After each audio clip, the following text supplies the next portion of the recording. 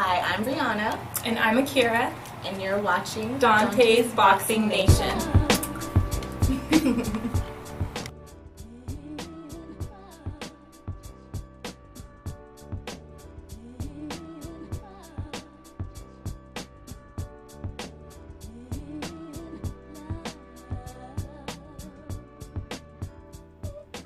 Dante's Boxing Nation, what's going on, guys? Well, it sounds like, according to promoter Eddie Hearn, Kell Brook's promoter, this standoff, this 1 year standoff or whatever, should be coming to an end within about 2 weeks. We'll get to see if Kell Brook is going to come out with his hands up and go ahead and hand his belt over to Errol Spence, or is he going to go out with guns blazing and try to shoot his way out by actually taking on the Errol Spence challenge? That's the question. So Kell Brook's promoter, Eddie Hearn, he just recently said to Sky Sports, quote, "We've got to decide whether to stay at 147 or move to 154. I want Kell Brook to move up to light middleweight. He shouldn't be at the welterweight division." End quote. And by the way, to clear up what I said at the beginning of the video, just in case you guys didn't get the analogy, Eddie Hearn has basically said that Kell Brook will find out who he's going to fight within the next 2 weeks. We'll find out who his opponent will be. Now, I find it pretty interesting if you listen to everything that Eddie Hearn has been saying in chronological order. For example, about 2 or 3 weeks ago, and I believe I reported it, Eddie Hearn, he said that he talked to Kell Brook and he told Kell Brook, if we can't get the Pacquiao or the Khan fight next, you're going to have to fight Errol Spence.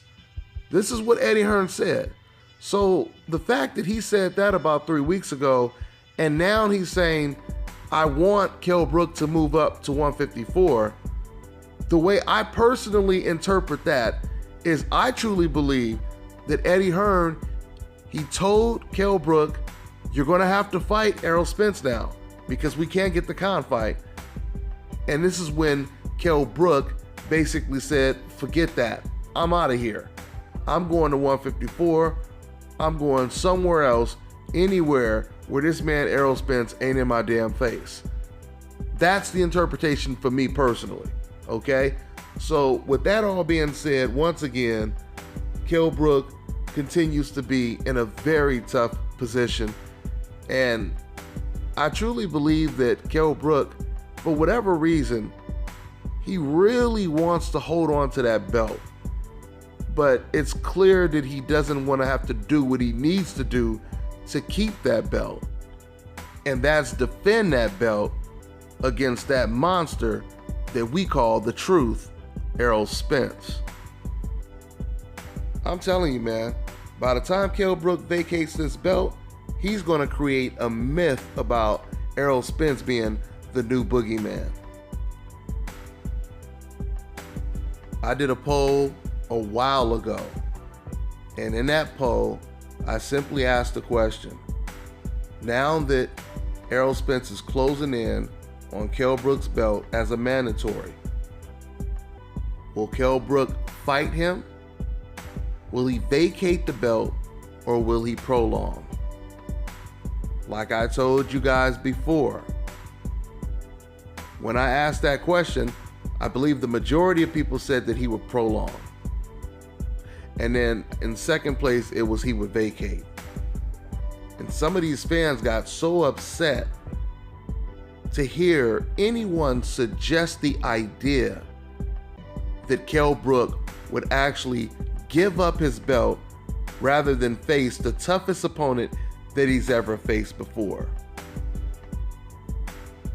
And now that Kell Brook is on the verge of doing exactly what the fans said he wouldn't do, now they're coming up with new excuses for why Kell Brook should give up his belt and not face Errol Spence.